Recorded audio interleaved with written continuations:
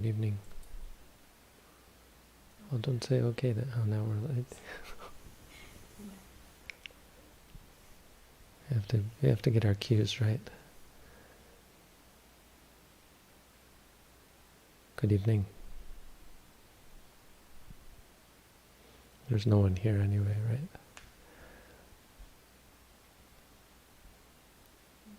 Welcome to our Q&A. Many people will be watching this after the fact anyway, so welcome. We appreciate the interest that people watch these videos. Is really a great thing. True marvel of technology. I think as Buddhists we probably have a lot of bad things to say about technology, but it is powerful. In many ways it's just a neutral power. In many ways that can be used for good or evil. There are some ways where reliance on technology is, I think, inherently problematic, but in some ways it's just a power that we can utilize for good. So many people learning about the Buddha's teaching would never have the opportunity without the internet.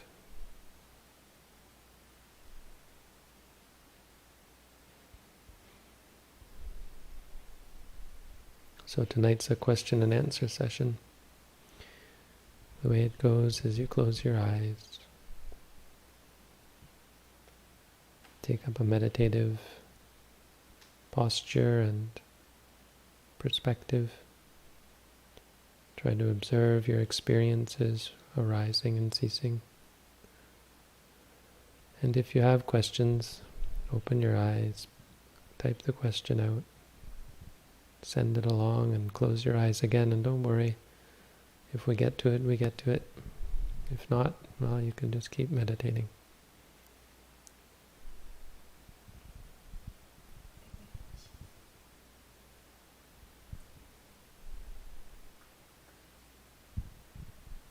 Bhante, sometimes during satipatana, when I have an angry thought towards someone, I interrupt the meditation for about 20 or 30 seconds to do metta for that person. Is that acceptable?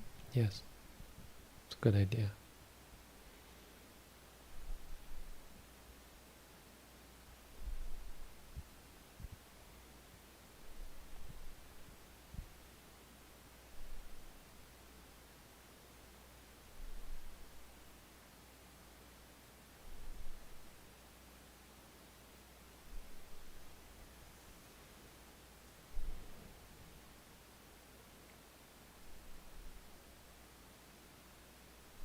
That was it?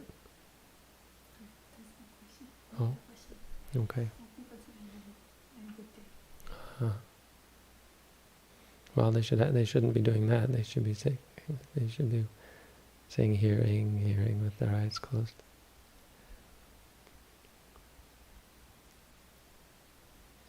Maybe we need a slower mode.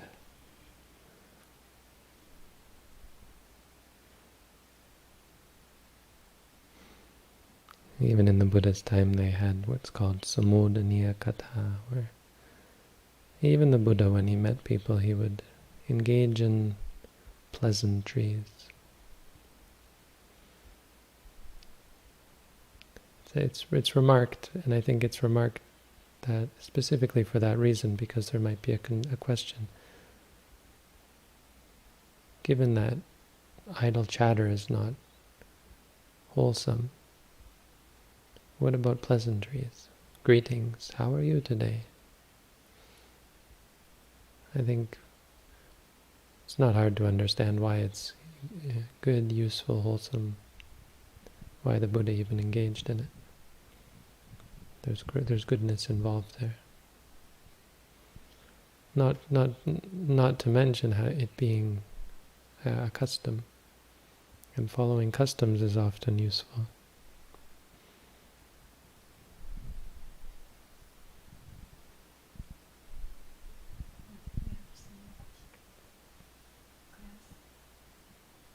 I currently find myself in the dukkha meanas, and I'm struggling to push through and continue my meditation. Any advice?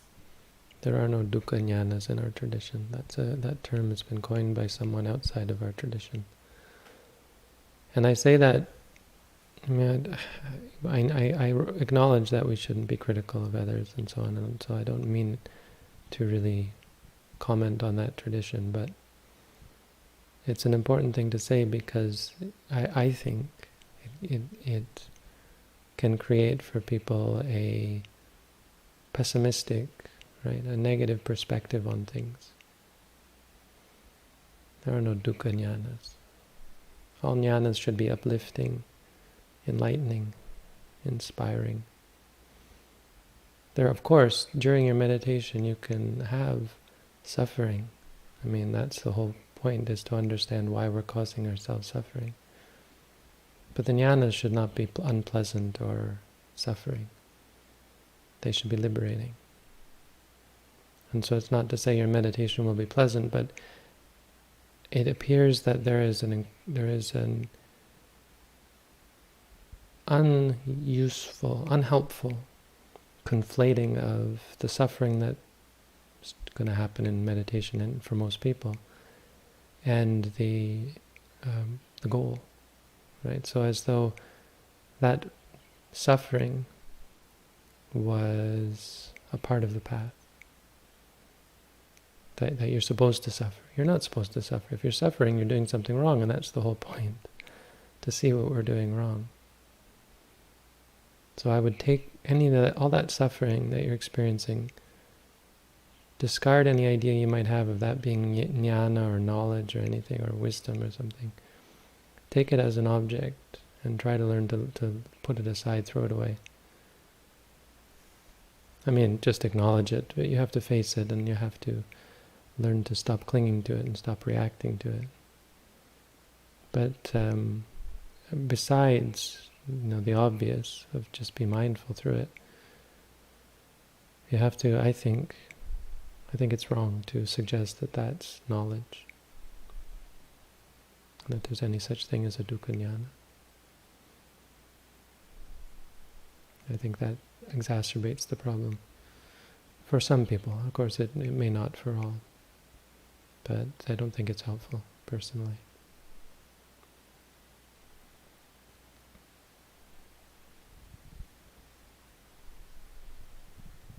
When noting the rising, falling, and sitting, should I note sitting for the duration of a rising and falling? No, just for as long as it takes you to know you're sitting. I mean, or not even, just for the time it takes you to say it. It's just a moment. Just once.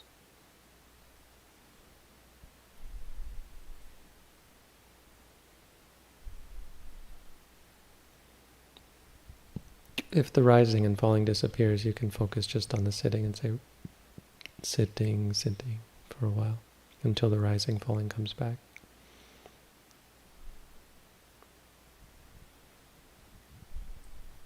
Bhante, should we meditators practice physical exercise? I'm asking because physical exercise may give us a longer lifespan, and therefore we would be able to practice more during this lifetime. Well, that's a good question. Does it extend your lifespan? I don't know. And should you be doing everything and anything that can extend your lifespan? I don't know. It seems sketchy to me. I'm not going to give you advice on exercise. I think you have to figure that out for yourself. I think I would forbid it for meditators when they were doing an intensive course, but that's a different story. That's when they're supposed to be meditating hours and hours a day, and physical exercise would seriously get in the way of putting out effort in meditation. I think a lot of the unhealthiness that's associated with lack of exercise has to do with poor eating habits, and stress, because exercise can help relieve stress and so on. But I think if you're a serious meditator, I don't think there's any reason to practice physical exercise, and I'm skeptical that it would actually have any effect on it prolonging your life in a meaningful way. As a meditator, as someone with reduced stress, and proper eating habits, that sort of thing.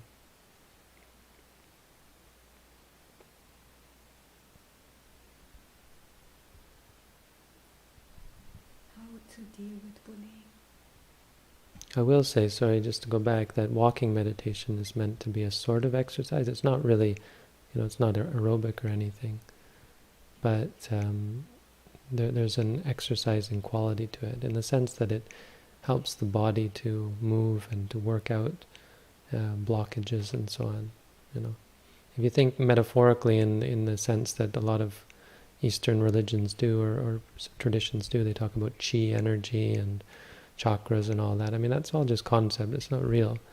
But there's some idea there that the body has systems, and those systems can be aided by movements, and it's just an incidental thing, but it's one of the benefits of walking, that it's meant to support the proper flow of blood and that sort of thing, and proper digestion, etc. So if you just do sitting meditation all the time, that can be quite unhealthy, apparently. You should do walking, especially after eating. Yeah, go ahead. Next question. How to deal with bullying? Well, don't do it. Stop doing it, I would say. No, I'm kidding. Someone is bullying you, or someone you know is being bullied, that's probably the question.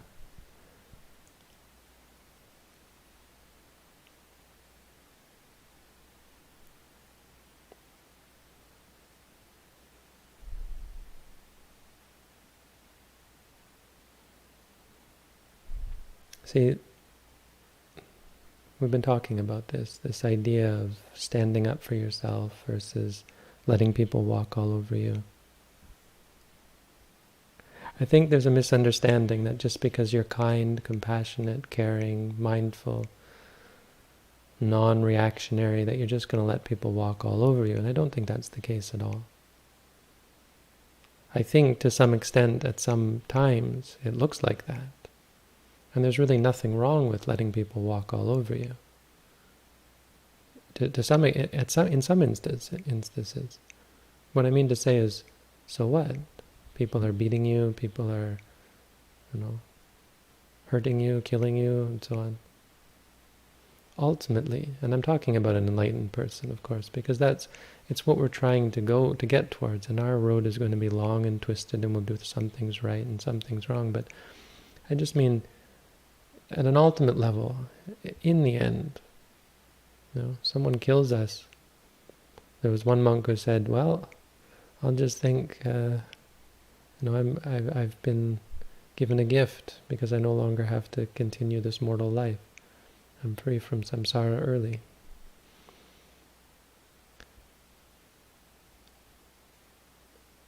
So what I mean to say is it's not a matter of whether you're being hurt or abused or that sort of thing.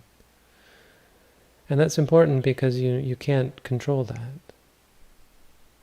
You can I could give all this advice, or people give you this advice to make bullies stop. Or more generally, to stop people from hurting you. But that's not the point in Buddhism.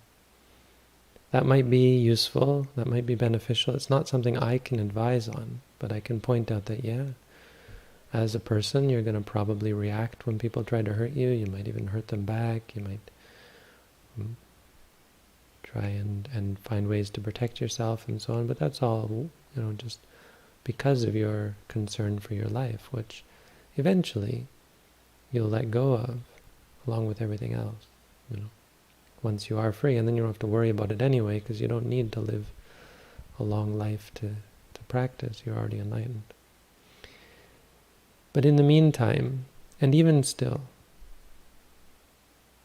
what's important is to understand the reason and the purpose for which you do things. So when someone is bullying you, or bullying someone you know, that's a bad thing. There's no question. Buddhism doesn't say, oh well, it's fine, this person's being bullied, this person's bullying. Buddhism doesn't say that. It's wrong. Bullying is wrong. And it's right to say that that's wrong. It's often right, and I say often because you never know. You can't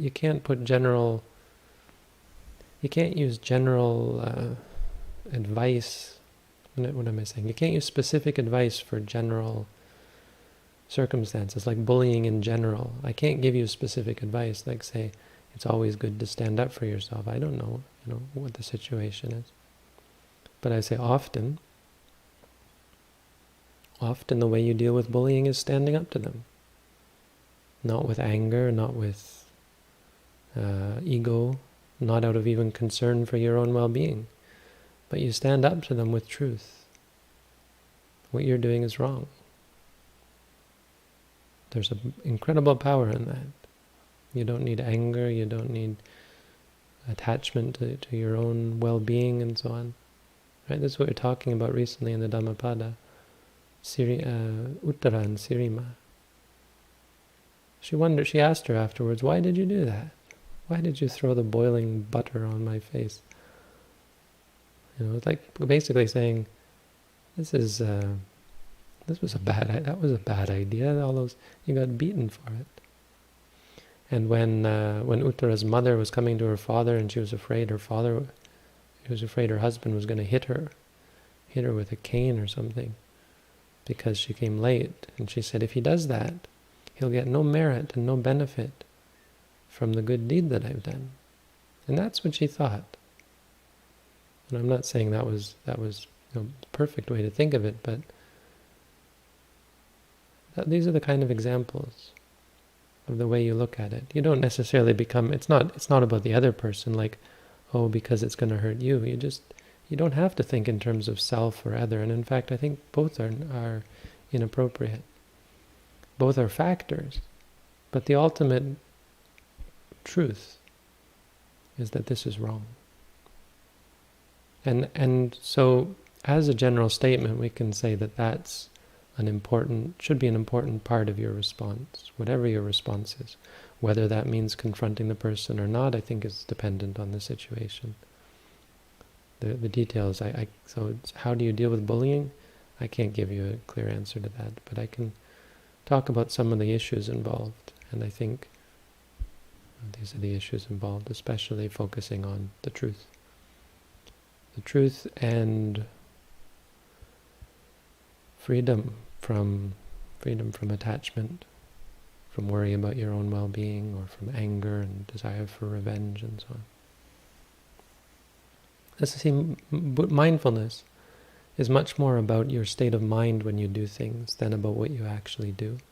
And that's why most questions most answers can only give general advice. It's very hard to give answers to specific questions because it's kind of not the point. What should you do in this situation or that situation? Regardless of what you do, what you should do is be mindful, whatever you end up doing. What you end up doing is often largely inconsequential in comparison to how you did it and what your state of mind was when you did it.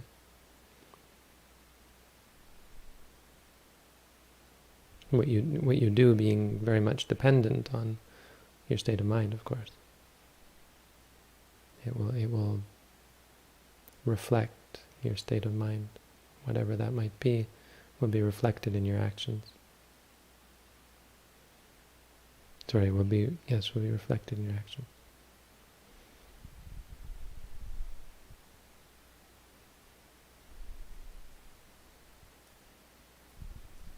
Is it possible for a person with a typical 9-to-5 desk job and a family, wife, kids, etc. to become an effective meditator? It's more difficult, of course. We're trying to set this up, this at-home course. We set it up for that sort of purpose, to support people who are in similar situations. It appears to give people great insight into the nature of the practice, the nature of mindfulness, and a real jump start on the path. So I would say generally the answer is yes, in the sense that you can get a start on it. Can you become a advanced, proficient, whatever that means, a skilled meditator? Depends what you mean by that.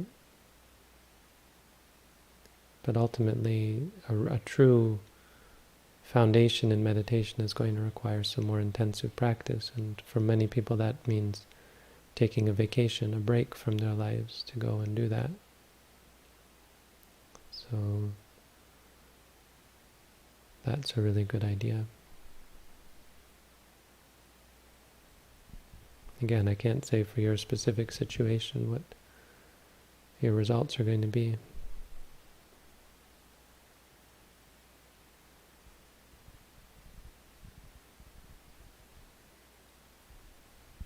Is meditation while sitting in a chair acceptable, or should I be cross-legged on a cushion? Depends. I mean, yes, it's acceptable. The question is, in my mind, is what are you doing in the chair? So usually I would say it's appropriate for people who have serious injuries or are very much out of shape, without flexibility, older people. But even still, I mean, I would say, you'll know for yourself. Yes, it's acceptable, but it's also a very good thing to try and train yourself to sit on the floor and to be with pain and the unpleasantness of having to loosen up. It's a good exercise. To not be daunted by the pain, unless it's like an injury or something.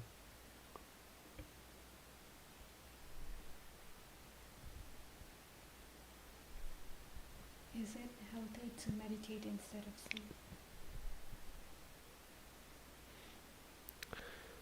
Yes, if you're mindful, if you're actually meditating, then yes, it's quite healthy. It's not easy to be that mindful, though. It takes some training.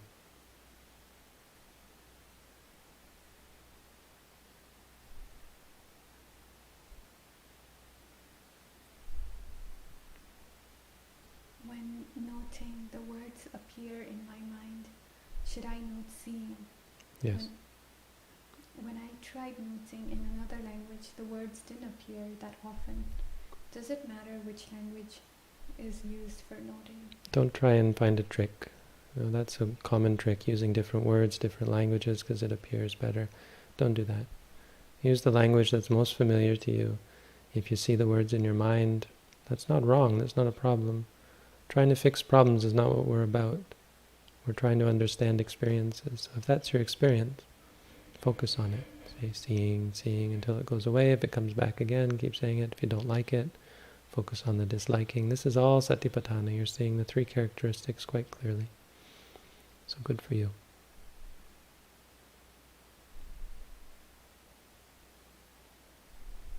Bhante, you didn't want to answer a question about another tradition, what you think, right?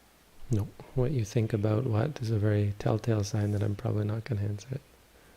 Because I probably don't think about it.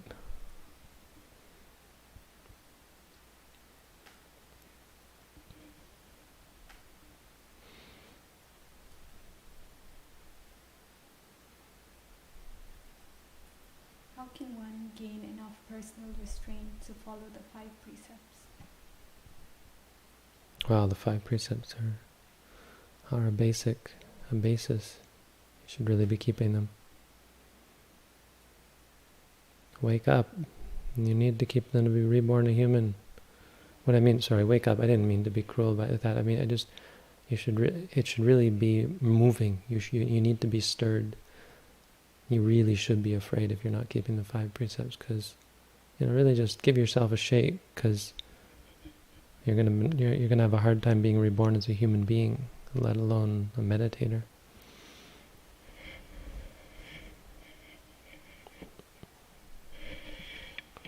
So mindfulness will help.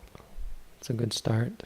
I think the fifth one is probably the one where, certain people will have real problems with if they're alcoholics, I think would be an example. People are often concerned about the fourth precept, which they misunderstand to mean, if you say something that's not true without meaning to, then you've broken a precept. Or the first precept, they think when you step on an ant and you didn't realize it was there, you broke it, and so on. So maybe a little bit of study should be necessary. Sometimes that's the problem. Not that you're breaking them, but that you think you're breaking them, and you're really not. And finally, just because you break them once doesn't mean you can't keep them. You break them, then you try again to keep them. Even just the desire to keep them, the intention to keep them can be quite beneficial. What you don't want to do is take them and then, toss them aside as though you don't even care. Like, I gave the precepts once to a group of people. I was invited with some monks, and because I was the foreign monk, they wanted to show me off, and they had me give the precepts. Right after I gave the precepts, they brought out we gave the precepts, and then we ate as the monks, and we were getting ready to leave, and they brought out a big 2-4 of beer, and started handing bottles of beer around. You don't want to do that.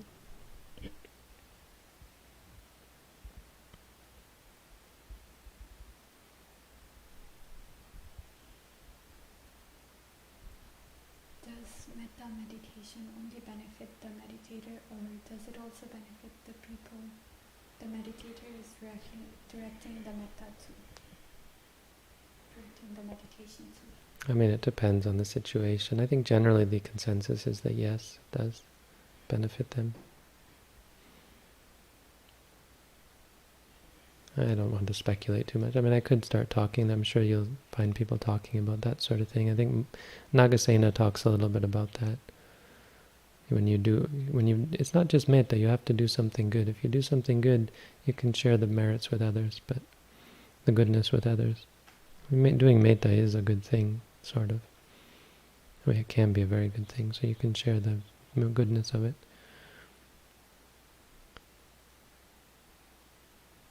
But I don't think that's the sort of question you need to concern too much with.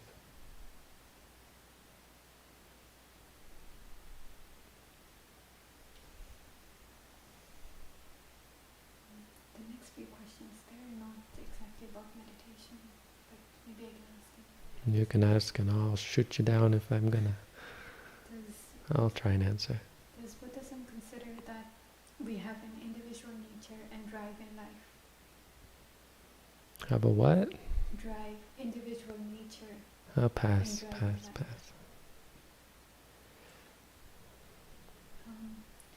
What are the general Buddhist views on romance? Is it valued? No.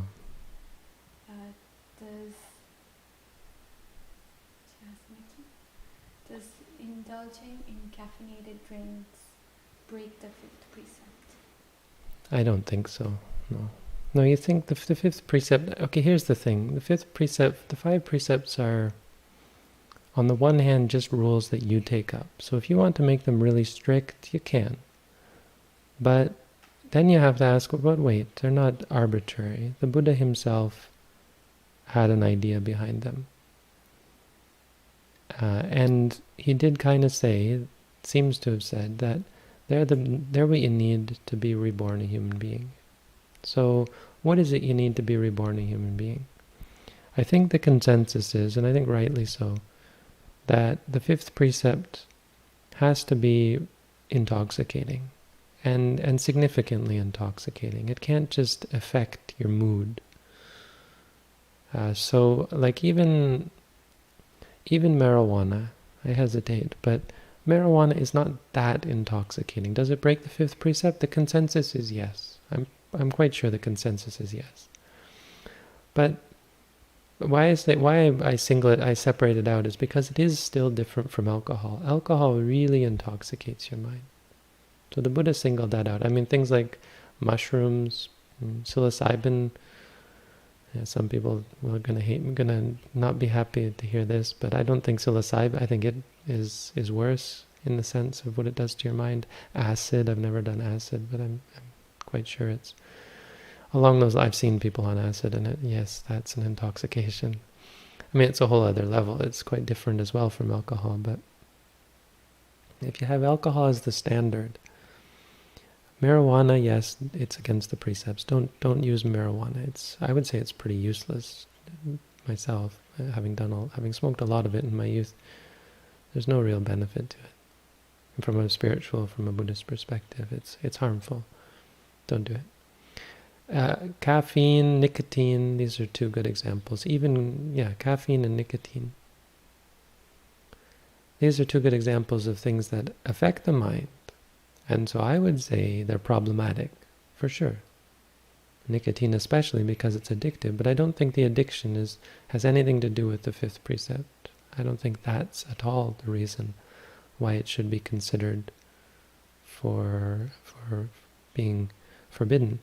But I don't think either of these is significant enough to be a matter of concern. I don't think they would have been at all considered to be transgressing the fifth precept. I mean, absolutely Buddhists don't in general. But I don't drink caffeine much. I used to drink it before I had an exam when I was in university, and it really helps. Green tea right before the exam. You really have a better exam if you do that.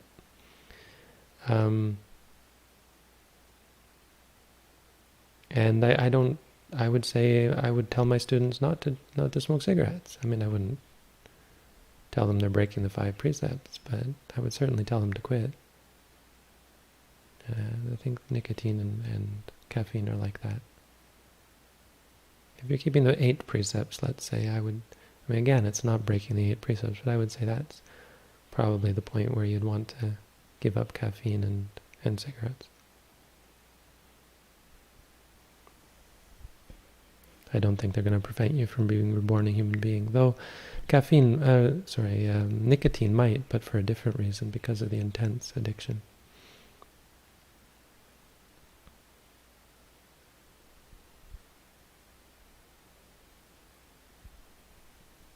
Does veganism help with better quality meditation? Yeah, maybe. Maybe you're a little healthier and lighter in the body. There's less problems with saturated fats and so on. Veganism can also be very harmful because if you don't do it properly, you become sick. And sickness is not great for meditation. I mean, it can be a good meditation object, but it can also get in the way of doing intensive meditation. It's certainly not a very important thing to consider. Unless you're thinking for ethical reasons, there might be useful. I mean, we try to be vegetarian here. I think we are. We've been vegetarian for a while. At our center, not buying meat, but that's right. Some people bring me meat sometimes. They just bring it, so I eat it. It's dead. Its owner isn't worrying about it anymore.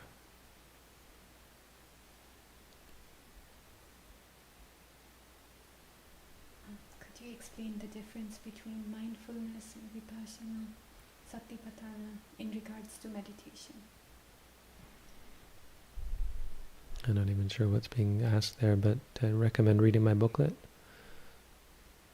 And I've done some videos on satipatana, vipassana. I mean, the only way I'm going to give you a real answer is if you learn about our tradition. So look up some of my videos on satipatana, vipassana, and you'll get a sense of the answer. Next question, I don't know, but I'll ask. How would you change the technique for an anagami working at arahantship?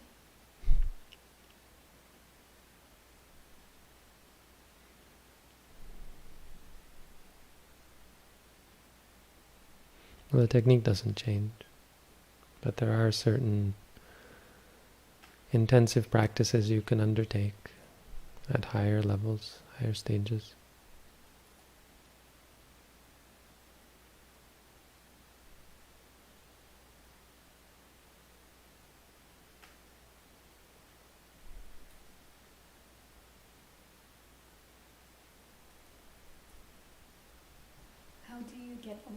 pins and needles? Do we examine the experience and processes, or just stand up? You just say num, num. Or don't do anything if you don't feel it. Just go back to the rising, falling. We're not trying to, what was the question? How do we what? How do we process it or overcome it? Do we examine? No, what's the first part? How do you... So they're asking if they can examine... No, what was the first? No, what was the first? No. Oh, how do you get over? Oh, get over, that's the... Yeah, you don't have to get over it. You just have to let it be.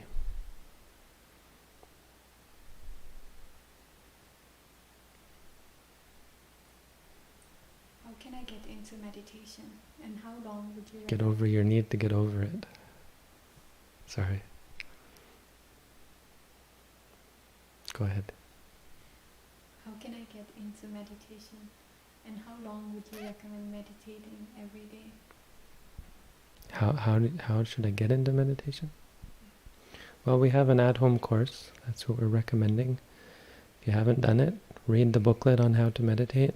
Once you've read the booklet, sign up for an at-home course. We'll meet once a week, and I'll give you everything you need to know. You'll ask questions of me, I'll ask questions of you,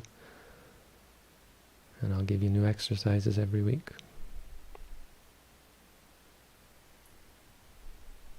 Just to mention, there's a link in the YouTube video description where to go for that home course.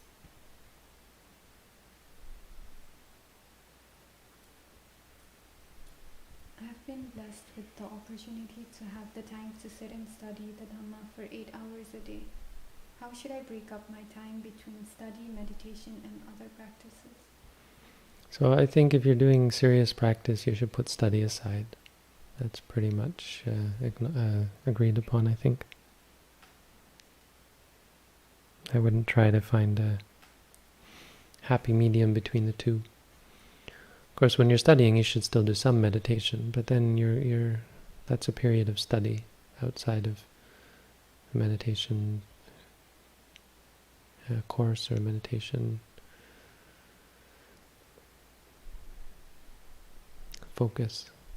So if you're focused on meditation, and when you're focused on meditation, you should really just put aside study, try to find a teacher, someone who can guide you, or just at the least try and find the wisdom from within. I think there's a real misunderstanding of how much study needs to be done. You think about in the Buddha's time, and of course we're talking in the Buddha's time, but they would get one sutta. All these suttas, people read all the suttas. In Buddha's time they get one sutta, and that's what they use to meditate. 2, 3, more, some, It's not to say you only need one sutta, but you compare it. There was no sense that everyone should learn all the suttas or all the teachings of the Buddha, or all the Abhidhamma or something like that. Study should be something ongoing in your life. As a Buddhist, you study. But if you've got time to do meditation and you want to focus on meditation, put aside study. It's not really nearly as important as people think. Or it's quality over quantity, and by quality it means quality of the appreciation. Sometimes if you study a lot, how could you possibly appreciate what you've studied? How could you possibly use it, really get the benefit of it? So we skim over everything, and you learn everything and you know nothing. If you learn one sutta, and you learn it thoroughly, there's so many suttas where that one sutta would take you all the way to arahantship. If you could understand it and practice it. So why do you need to study so much, right? Well, no, there's benefit to studying a lot. You get a wider, broader sense. But it's not nearly as necessary as people think. And the emphasis should be placed on practice.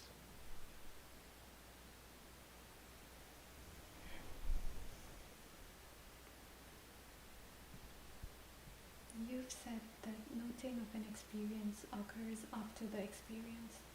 During walking meditation, why do I find the movement of the foot and the noting occur simultaneously? Some guidance, please. Well, it's not quite like that. And this is why we try to point out the beginning and the end of the movement, because it's happening so quickly. But you can never note something as it's happening. You have to experience it, and then right after you experience it, so you're lifting the foot, right? At some point, you become aware of a sensation involved with the lifting of the foot. And at that point, right after that happens, you'll say to yourself, lifting, or you'll start saying lifting, right? And you can say lift, and then ding is when you realize, as soon as you realize you've stopped, you say ding. It's if you're good, it's immediately after, but that's not really the point. The point of the noting is to remind yourself, or to keep your mind in an objective, clear, non-judgmental state. That's all. Something happens, you experience it, and you react to it as an experience, not a good or a bad thing, not as me or mine, or so on.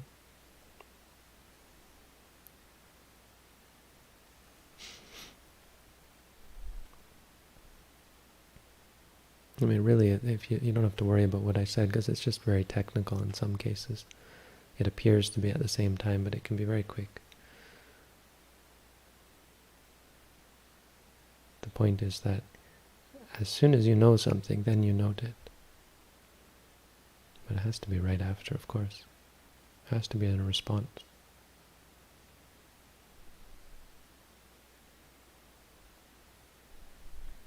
I'm not sure this question, but I'll ask. What's your message to people living in the world during these times?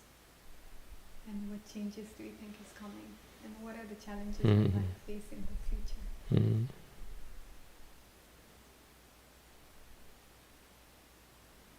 It's a big question, huh?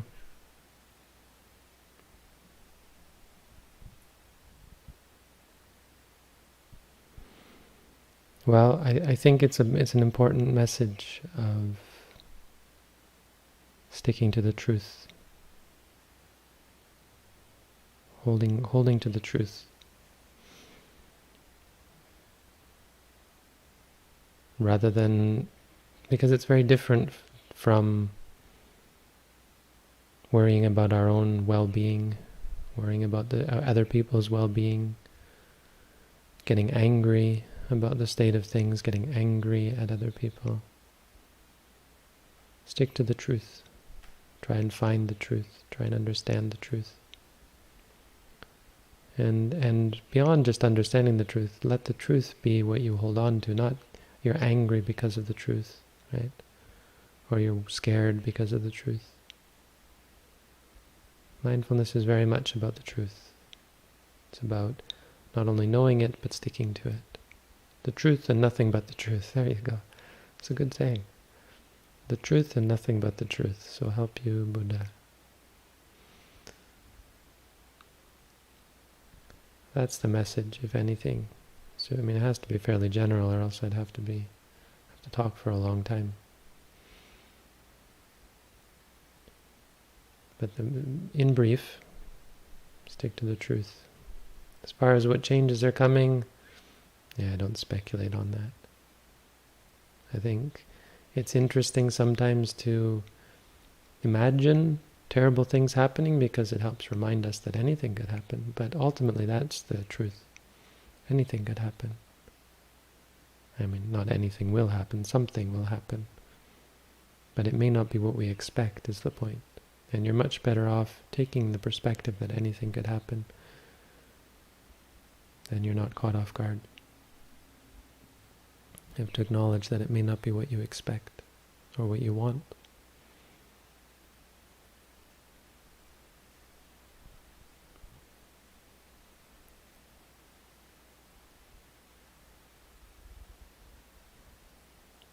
Kind of an underwhelming answer, I know. Wouldn't worry about the big questions, I guess, is a good part of the answer. I wouldn't worry too much about the big questions. You make big questions, you're making problems where there aren't problems. Focus on what was one Buddhist teacher said, don't sweat the small stuff. Don't sweat the small stuff, and it's all small stuff. It's a good point.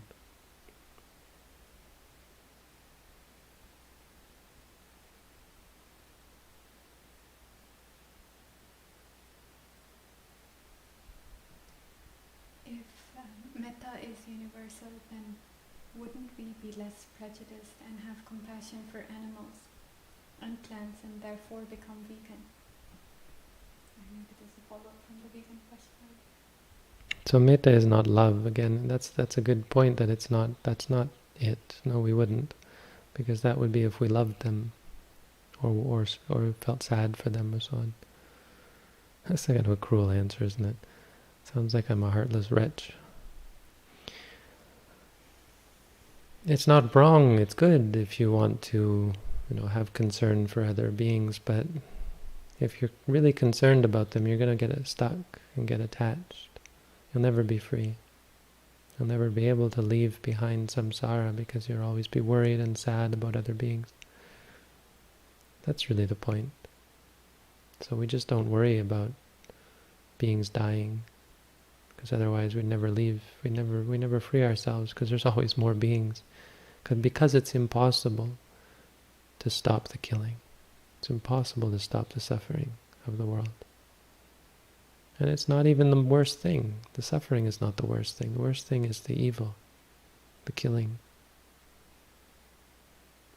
So don't kill, don't hurt. Don't worry about beings dying, beings getting hurt. That's not something you can fix.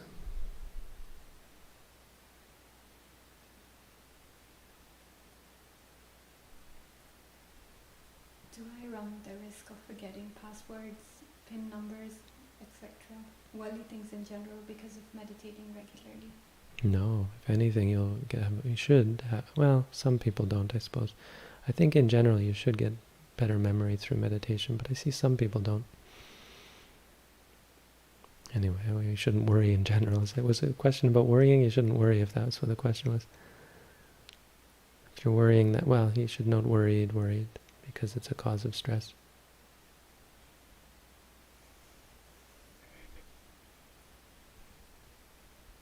Are we Buddhist meditators likely to be born in a very good state in our next lives if we don't become arahants in this lifetime? Absolutely, yes.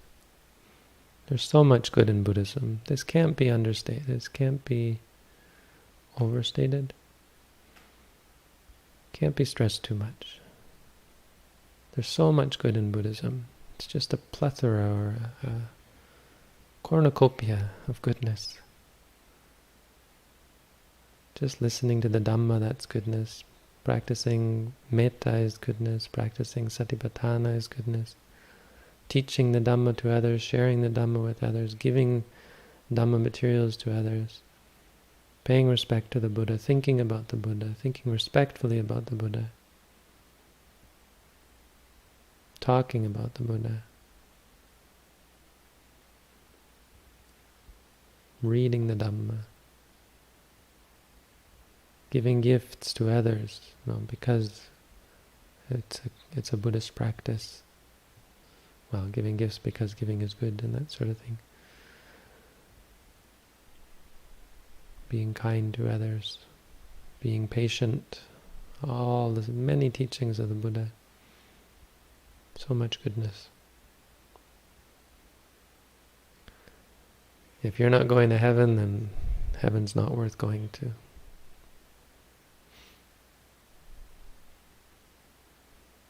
What I mean to say is that many religions would say you'll go to hell if you practice Buddhism, which is, well, then hell must be a great place. If a great person like you is going there, it must be a wonderful place.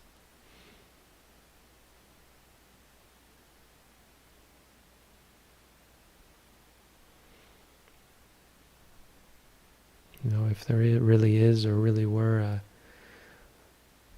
dictator God like that, who sends good people to hell. If that were really somehow possible, then that would be great. It would be a great way to stand up to injustice. No? Be prepared to go to hell. Stand up to it. Why would you want to go? Oh, that would be the worst thing, no? Going to heaven, knowing, if this were somehow the case, knowing that all these good people are not going to get to go, even though you were maybe just an okay person. All these really good people, they're all going to hell. How could you live with yourself in heaven?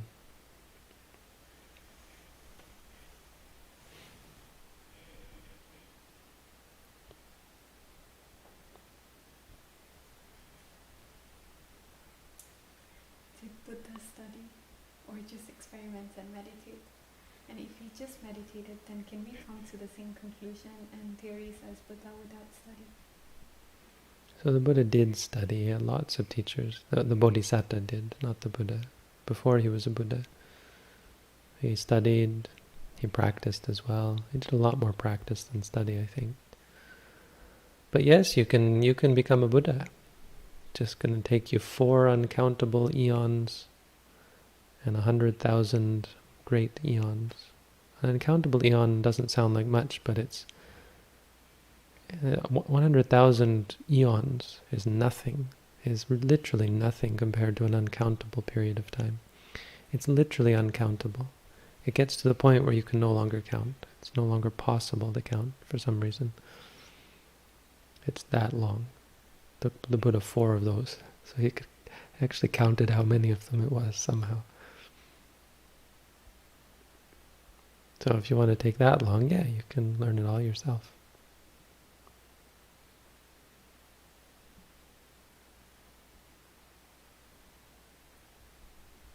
Can somebody feel sudden happy and empty-minded feelings after meditating for a couple of years? Yeah, lots of feelings are possible even without a couple of years. But they're just feelings. They come and they go. They're anicca, dukkha, anatta. You should note happy, and let it go.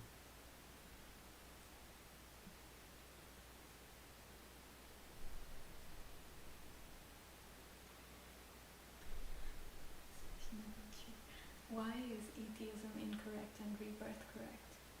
Atheism is correct. Atheism is the only correct position. I don't know where you got the idea that atheism is incorrect. Rebirth isn't really correct because it's not really rebirth. It's just that at the moment, it's just really death isn't real.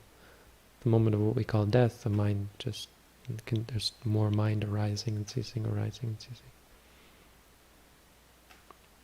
It has nothing to do with atheism.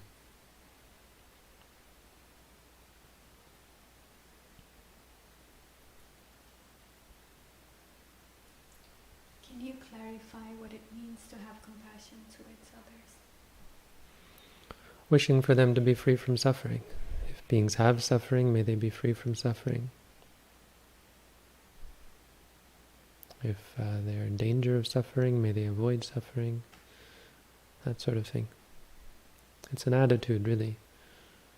You can spend time considering that. Spend time thinking about other beings, especially those who are in suffering, and wish for them to be free.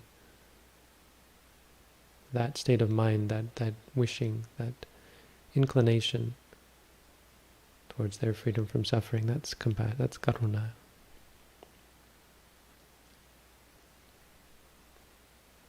See, metta and karuna are not necessary. People misunderstand that somehow this is a core Buddhist practice. Yes, in some traditions, not in our tradition. They're good things. They're supportive of your practice, but they're not necessary. So it's not something you have to worry about. Am I compassionate? Look, if you're really mindful and you practice mindfulness, you'll become more compassionate, more kind, more friendly, more sympathetic.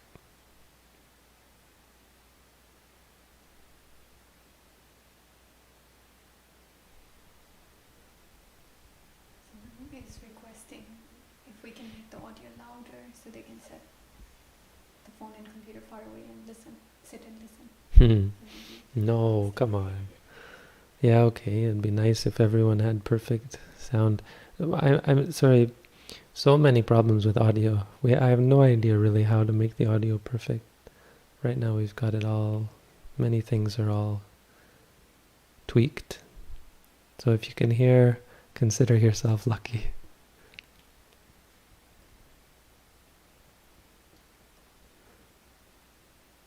When our body dies, are we immediately reborn in the exact same state of mind or jhana as we left the body?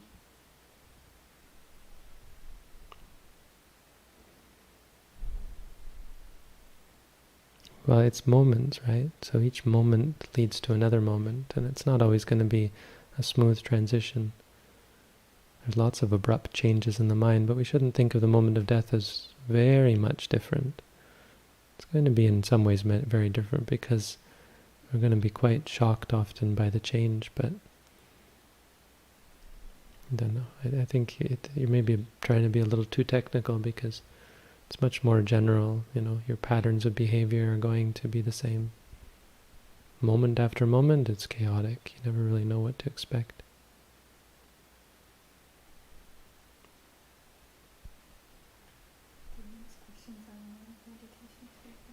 All right. Well, we're almost done, no? So find the meditation ones, and we can stop there. All right. Well, why don't we just stop? Unless there's some really important ones.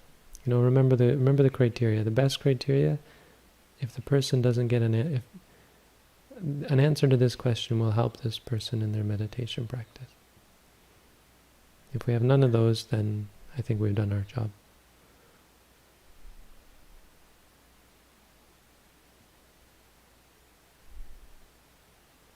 And I know it's kind of cruel that we have to be the arbiters of that.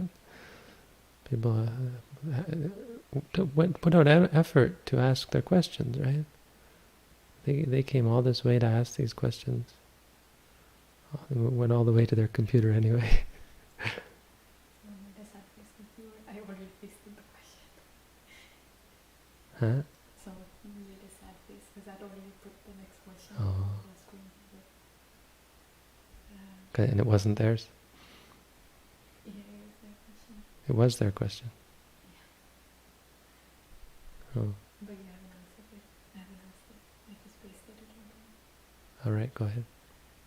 It's not meditation related. Oh, we weren't maybe going to ask it? Oh, go ahead. I'll say no if it's not. What is the definition of good? Why is it preferable to bad? Surely an enlightened mind does not make a judgment of the yin-yang of reality. There's no yin-yang of reality. That's misleading. Good is pretty objective. Good is... I want to say good is what leads to freedom from suffering, or leads to happiness, let's say. And evil is what leads to suffering. But that's only a way of determining, a way of noticing what is good. Things are good just by their very nature. And that might be hard to understand because logically it doesn't make much sense, but practically it makes perfect sense. It's exactly what you see. You see what is the right thing to do. It has a lot to do with efficiency, really. Evil is very inefficient. It's jarring, it's senseless, meaningless, pointless. It's going out of your way to do something for no reason, for no good reason, for a reason that doesn't make any sense. It's contradictory. You want to be happy, you do something that leads to suffering. It's futile. You want something to satisfy you, it can't satisfy you. So goodness is cohesive, it's supportive, it brings the being, the mind,